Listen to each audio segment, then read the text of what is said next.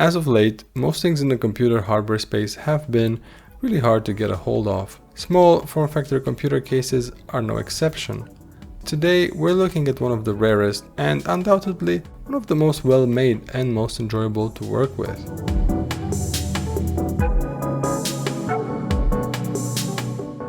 What I'll be showing you in this video is the FormD T1. You'll notice right away that the case comes disassembled. And if you want to get that extra satisfaction of building something yourself, look no further. It's kind of the closest thing you get to Lego for computer hardware. This video will be just a quick showcase of assembling the T1, with a more in-depth video to follow. Unfortunately, the T1 case has an uncertain future.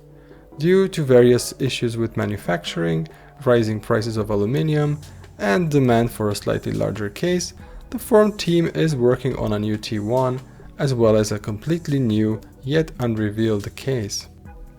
Regardless of what the future will bring, I think the T1 is worth looking at because it sets a very high bar for any case that follows or that wants to compete in this segment.